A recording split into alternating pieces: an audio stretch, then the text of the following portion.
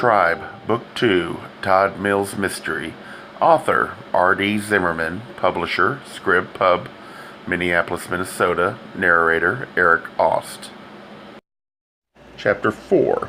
As Todd waited for Janice to return to the table at Florentine's, a trendy Italian restaurant on Hennepin Avenue, he stared out the large plate glass window at the raging storm. The temperature had indeed jumped upward this afternoon, warming all the way to a balmy 20 above. The first time the temperature had topped zero all week. As also promised, the snow was falling with wintry gusto. Surely, thought Todd, sipping his red wine and watching as a whirlwind of snow came charging up the street, they were going to get more than the promised 12 inches, maybe even 15. Yet, while traffic on the whitened Hennepin was down noticeably, this restaurant was packed with yuppies wearing moon boots and puffy, awkward coats and sweaters as thick as doormats. Rather than a quiet, candlelit haven, Florentine's was wild tonight. The pasta steaming, the wine flowing and flowing, people partying as the proverbial ship went down. This was a great place to spend a deep winter night, but Todd realized he shouldn't have taken Janice here. Not tonight. Much too noisy, much too fun. Janice had wanted to talk, needed to most desperately. This thing about a client dropping a baby in her lap had clearly thrown her for a loop. In all the years since college, Todd had never known Janice to get tripped up like this, to muddy the boundaries of her personal life with other people's dirty little problems. Then again, maybe the crisis was all about babies. Perhaps it tapped into her despair at not having kids, which she had mentioned with increasing frequency in the last few years. Well, he supposed that would make sense, although he couldn't really sympathize, having been married for a half-dozen years. He could have a teenage son or daughter by now, a concept he found frightening. Way back when, Trish and he had fortunately put off the kid thing. She'd been in med school, he'd been obsessed with his career, they'd been too busy.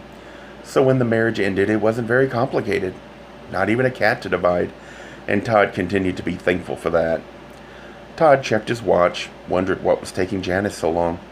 They hadn't been here more than 10 minutes when she'd slipped off to call home and check on Jeff, their friend, an infamous drag queen who was also tonight's babysitter.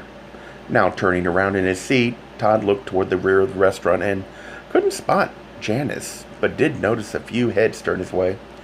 So at least some people still recognized him, he thought, even though it had been months and months since he left Channel 7, and while for the first month or two after Michael's death, Todd had dreaded going out in public, it felt okay tonight.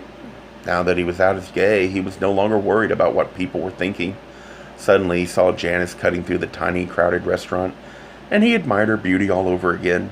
Tall and slender, a narrow face that was dynamic and eye-catching. She was always full of energy.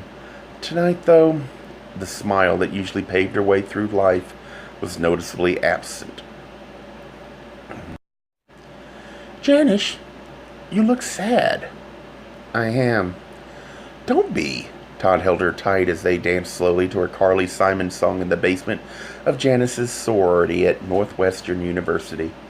It was late, and most of the other kids had drifted away, but Todd and Janice lingered as if they didn't want to let go of this night, or perhaps their time in college. In a way, they both saw the future, and they both sensed that this was the end of their relationship. Not only did Christmas break begin tomorrow, but after that, Janice was taken off for a semester in Europe, southern France to be exact, where she would study up on her French as well as drink in the sun and the wine, and then Greece, an entire summer Mediterranean sun and topless beaches. "I'm going to miss you," said Todd.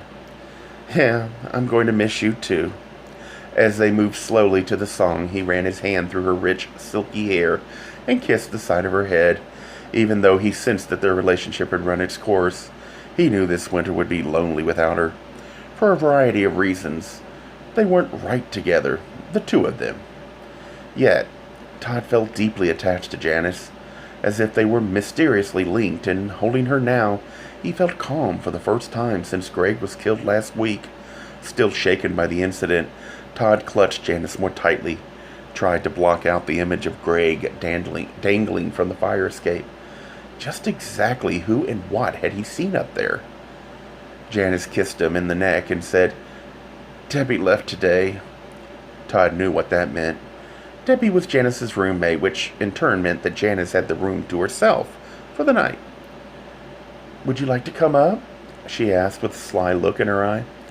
"We can sneak up the back stairs." He pulled back and looked into her eyes, took a deep, nervous breath, and replied, "Sure." And as they turned, his arm around her shoulders, hers around his waist, Todd wondered exactly what she had in mind. They'd kissed a lot. They'd hugged and caressed and come close to doing it, but had somehow always fallen away from the actual act of intercourse. So would this final night together be it? The climax, per se, of their time together? As she sat down, Todd asked, "How's the little tyke?" "Don't call her that." "Call her what?" "Tyke." "I didn't. I said tyke with a T." "Oh. So how is she?" "Fine." She sat down, took a sip of wine. "I'm not so good at this motherhood stuff after all. I just worry all the time, you know. Is Ripka eating enough? Is her diaper wet? Is she warm?" "Don't worry. Jeff's not going to let anything happen to her." "Yeah, well, that old queen better be watching her instead of playing around with my cosmetics. At least he's too fat to fit into any of my dresses, so he won't be messing with any of that stuff." "Janice," began Todd, surprised to hear her talking so disparagingly. "What the hell's with you?" "What do you mean?" "You've just been so uptight ever since this baby's arrived. Listen, you've taken 5 days off to be home with someone else's kid. Don't you think it's time you do a reality check and get back to work? You must have tons to do." "Tons and tons and tons." "So what are you waiting for?" "Todd, it's just not that simple." He watched as she turned away, blotted her eyes, and asked, "Janice, what's this all about?" She shrugged. "I've done some stupid things in my life."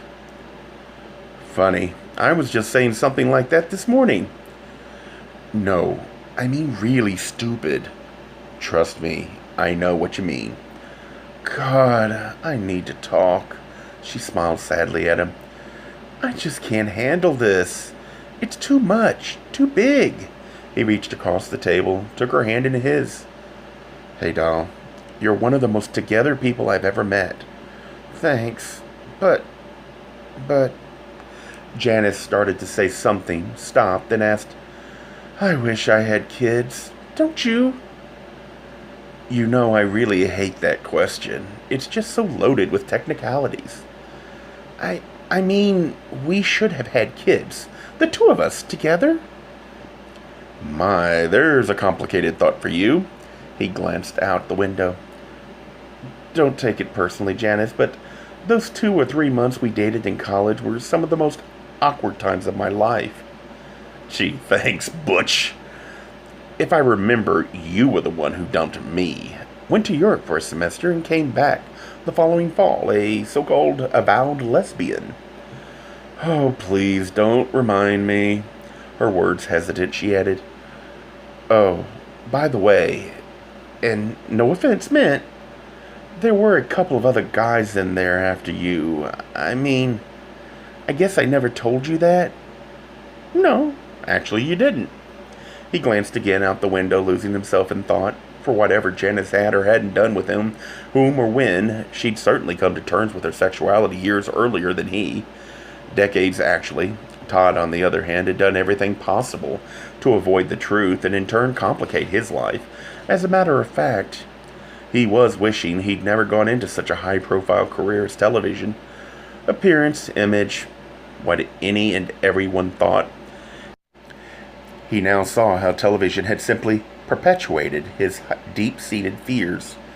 Each time he stood before the camera, some little part of him was wondering what people would really think of him if they knew the truth. When he turned back, he saw that Janice was clutching her white dinner napkin to her eyes and crying. "Janice?" Todd said softly as he squeezed her hand. "What's the matter?" "Sorry, I'm having a meltdown." I kind of guessed that. Can we go?" "No," he chided gently. "Not until you tell me what this is all about." "I will," she sniffled. eyed the noisy restaurant. But I don't want to talk about it here. Okay. I'll get the waiter to wrap our orders to go. She nodded, blew her nose. Todd stared at her and said, But you promised me you're going to tell me everything. Promise. She wiped her eyes. Oh, Todd, there's something I've never told you. Something that's been haunting me for years and years, and now I have a very real problem. A Gay Mysteries audiobooks. I think it is easy to hate a label, but a face humanizes the word. So this effort is twofold. To offer comfort to those like myself that your world didn't end because you don't fit into the view of acceptable society on both sides. And in hopes of helping those with family that are LGBTQ, that it doesn't mean we are aliens from the child they once knew. Reassure them so they can maybe be supportive at the same time, being true to their values.